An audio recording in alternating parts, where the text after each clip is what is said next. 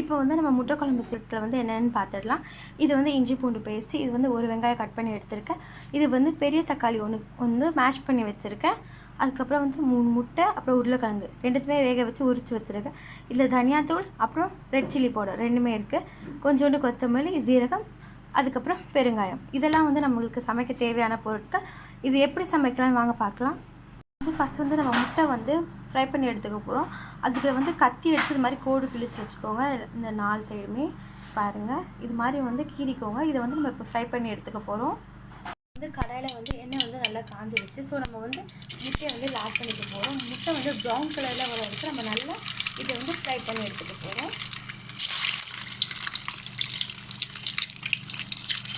இப்போ வந்து முட்டை வந்து நல்லா கோல்டன் கலரில் வந்து ஆயிடுச்சு. இப்போ வந்து நம்ம இதை எடுத்துக்க போகிறோம். அதே கடாயில் வந்து இப்போ வந்து நம்ம ஜீரகம் ஆட் பண்ணிக்க போகிறோம். ஜீரகம் நல்லா பொரிஞ்சிருக்கு. அதுக்கப்புறம் இதில் நம்ம வெங்காயம் ஆட் பண்ணிக்க போகிறோம். அப்புறம் வெங்காயம் நல்லா வதங்கினதுக்கப்புறம் இதில் வந்து நம்ம தக்காளி ஆட் பண்ண போகிறோம்.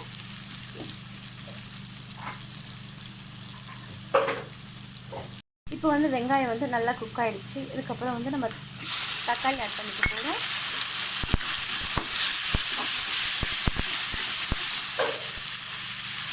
இதில் வந்து தேவையான அளவு வந்து மஞ்சள் ஆட் பண்ணிக்க போகிறோம். அப்புறம் வந்து இதில் வந்து தேவையான அளவு வந்து உப்பு ஆட் பண்ணிக்க போகிறோம்.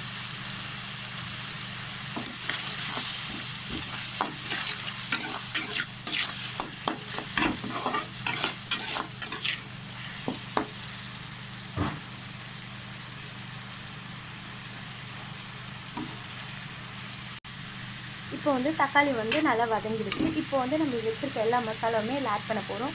இதில் ஃபஸ்ட்டு வந்து நான் ஜிஞ்சர் கார்லிக் பேஸ்ட் ஆட் பண்ணிக்க போகிறேன். அதுக்கப்புறம் தனியாத்தூள், மிளகாத்தூள் ஆட் பண்ணிக்க போகிறேன். அப்புறம் இதை நல்லா கலரி விட்டுக்க போகிறோம். இப்போது நல்லா கலரிக்கோங்க.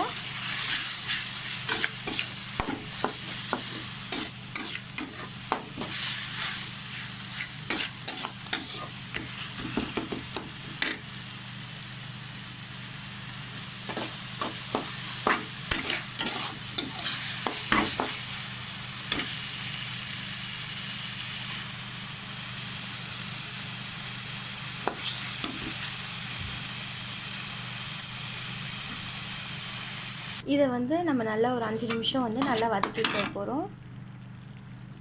இப்போ அந்த மசாலாலேருந்து எண்ணெய் வந்து தனியாக பிரிஞ்சு வந்துடுச்சு. இப்போ வந்து இதில் வந்து நம்ம வந்து தேவையான அளவு தண்ணி ஆட் பண்ணிக்க போகிறோம்.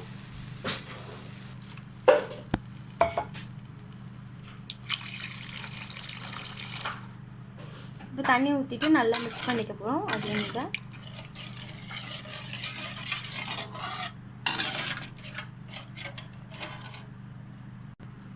இப்போ இதில் வந்து நான் வந்து பெருங்காயத்தூள் ஆட் பண்ணிக்க போகிறேன் தேவையான அளவு. இப்போ இந்த குழம்புல வந்து நல்லா கொதிச்சு வந்துடுச்சு. இதுலேயே வந்து நான் 2 உருளைக்கிழங்கை வந்து வேக வச்சுருக்கேன் பார்த்தீங்க. இதை வந்து நான் மேஷ் பண்ணி போட்டுக்க போகிறேன். அப்போ தான் வந்து இந்த குழம்பு வந்து நல்லா திக்காக இருக்கும். திக்னஸ்க்காக வந்து நான் உருளைக்கிழங்கை நல்லா மேஷ் பண்ணி இதில் போட்டுக்கிறேன்.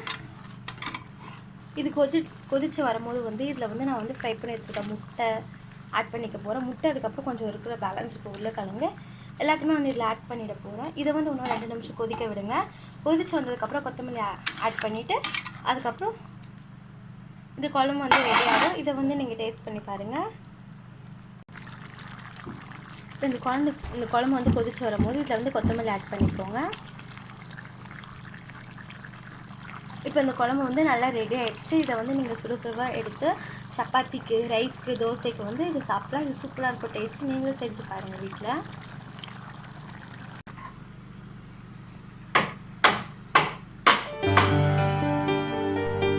இப்போ வந்து இந்த குழம்பு வந்து நீங்கள் ரைஸ்க்கு